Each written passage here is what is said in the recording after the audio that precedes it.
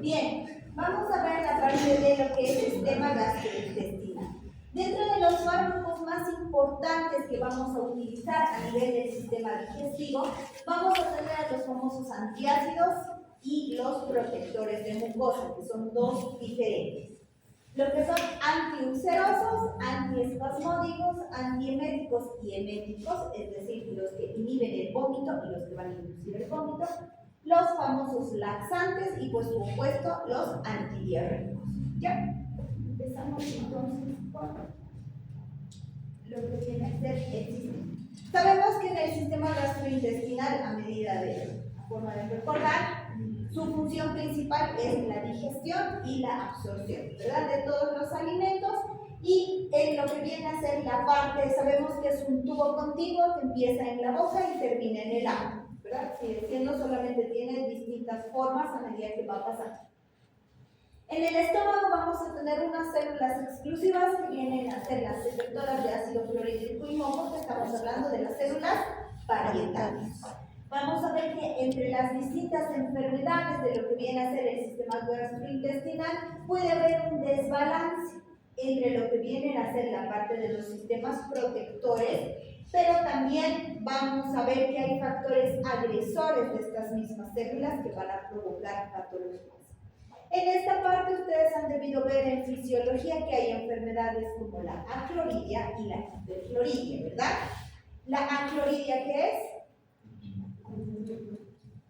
La ausencia o una falla en las células parietales de ácido clorhídrico, haciendo que nuestro paciente sea mucho más sensible a cualquier tipo de enfermedad ingresando por vía oral. Y la hipercloridia, un exceso de ácido clorhídrico, donde la consecuencia principal, ¿cuál es? Úlceras. Porque la gastritis es solo una inflamación, ¿no? Por eso les duele, hay extensión abdominal, distensión y demás. Pero cuando hablamos de una patología pura, vienen a ser las úlceras, que pueden ser úlceras gástricas, úlceras duodenales, pépticas y demás.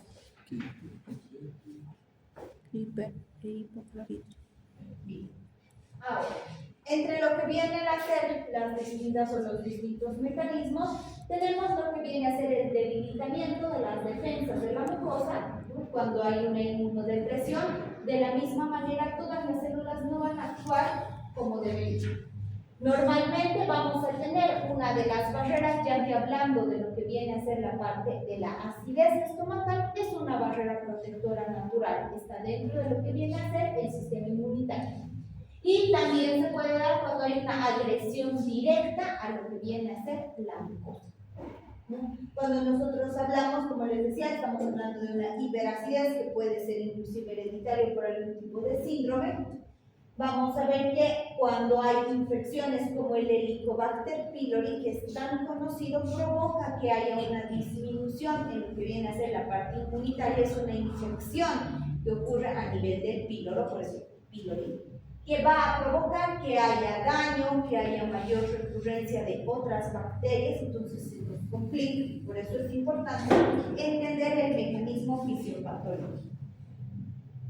Ahora, en lo que viene a ser la parte nerviosa, sabemos que el aparato gastrointestinal va a tener una inervación netamente parasimpática. Nosotros no controlamos, pero para nada, la parte de la digestión, a diferencia de la respiración.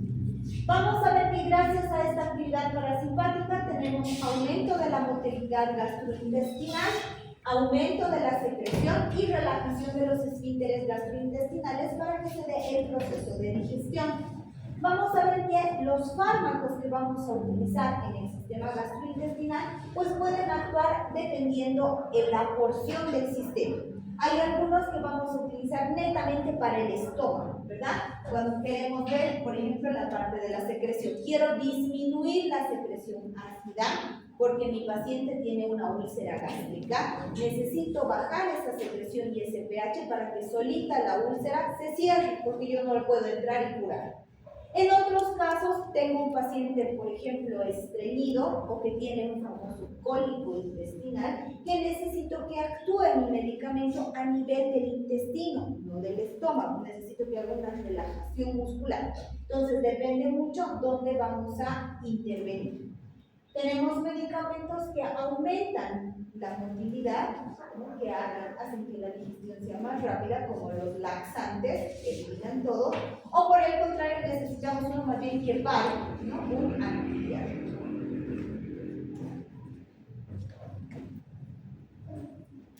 Ahora, entre lo que viene a ser nuestro tratamiento farmacológico, vamos a tener que en función a los mecanismos y a la acción farmacológica, lo vamos a clasificar empezando con inhibidores de la secreción ácida, neutralizantes de la secreción ácida, protectores de la mucosa y el famoso erradicador del Helicobacter pylori, que este es uno de los agentes más importantes.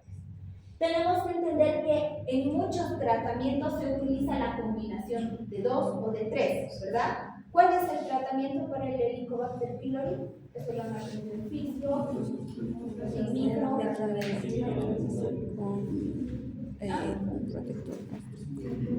¿Cuántos medicamentos se combinan para esta de 3? ¿Cuáles son?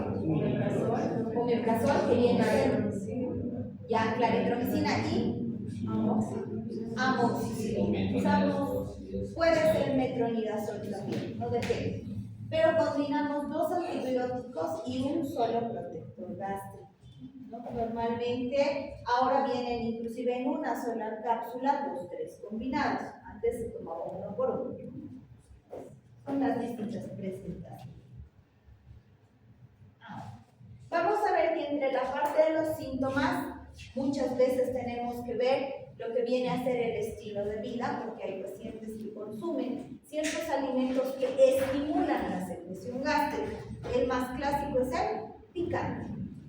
Todo el mundo, al menos aquí en nuestra ciudad, le gusta la llagua, ¿verdad? En mayor o en menor medida. Les gusta llorar mientras comen.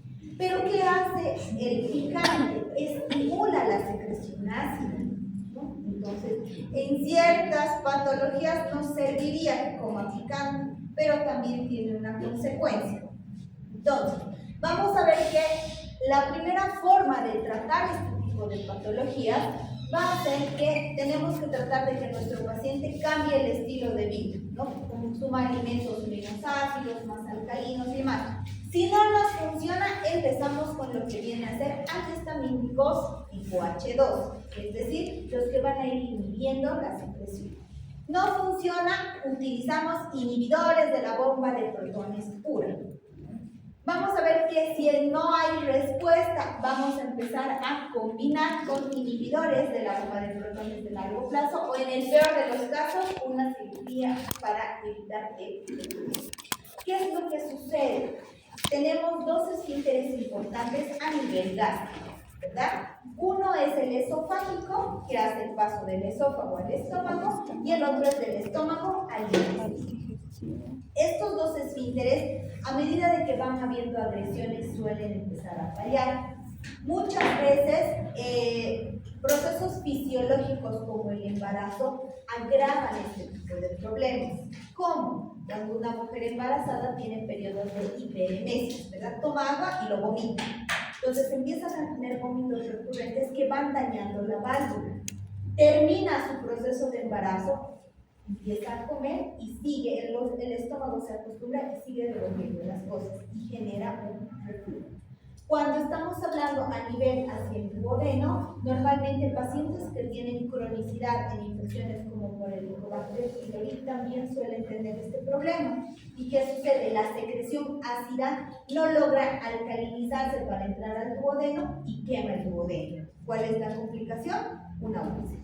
¿No? Entonces, siempre tenemos que entender qué es lo que sucedió para la sintomatología de nuestros pacientes. Entre alimentos que nosotros tenemos que restringir a este tipo de pacientes, especias fuertes o picantes, que no esté muy condimentado, ¿no? Aquí no lo condimentan mucho, pero en otros países suelen ser muy concentrados los condimentos. Mayonesas, mostazas y catsups, que todo el mundo las consume, se tienen que disminuir por la naturaleza que tiene. Mantequillas y margarinas, vinagre, bebidas carbonatadas, chocolate, café, alcohol, obviamente, y lo que vienen a ser comidas ultraprocesadas, ¿no? Que normalmente no van a ayudar. Ahora, entre los vegetales también tenemos los que se denominan aliáceros, como el apio y la cebolla. Estos dos llegan a formar cierta fermentación por la composición que tienen, que no ayudan al sistema gastrointestinal de pacientes que van a tener problemas de reflujo, por ejemplo. No se recomienda, ¿no? Alimentos muy tostados, muy quemados, que hay algunas personas que les gusta, ¿no? Y también las bebidas muy calientes. Cuando vemos lo que viene a ser la parte de la fisiología, sabemos que todo lo que viene a ser el procesamiento, ya sea con la acetilcolina y la gastrina, que son las hormonas que nos permiten lo que viene a ser la digestión, van a llegar a alterarse.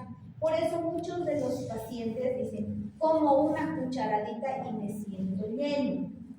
Normalmente esto sucede porque la gastrina está desregulada. ¿Qué es la gastrina? Sí, es una hormona, pero ¿para qué sirve?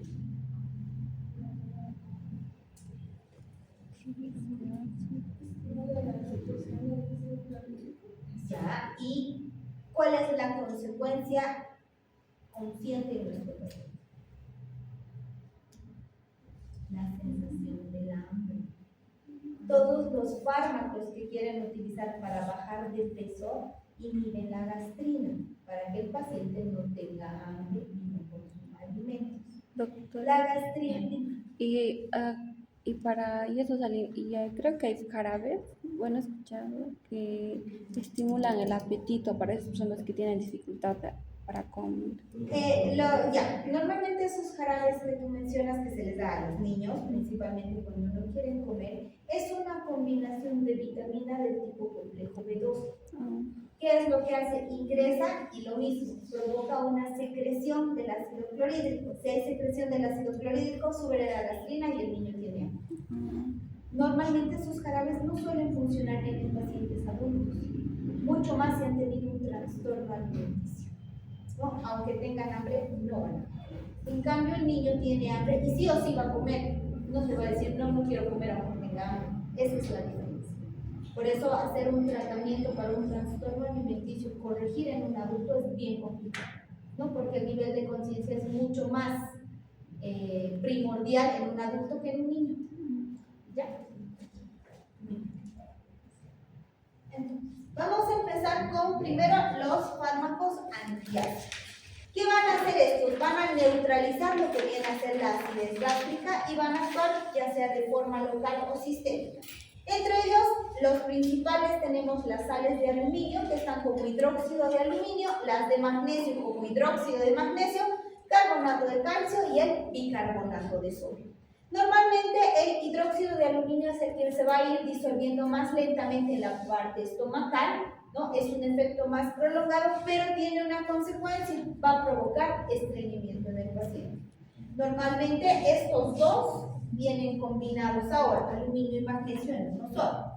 En lo que viene a ser el hidróxido de magnesio se va a disolver mucho más rápido, ¿no? Pero va a actuar como laxante, por eso es que los combinan. Uno va a hacer el efecto de laxante y el otro de estreñimiento, entonces como que se neutralizan. Van a ver que en las presentaciones actuales hay hidróxido de aluminio más magnesio en un solo jarabe, ¿no? Lo ideal siempre son las dos sales que estén juntas.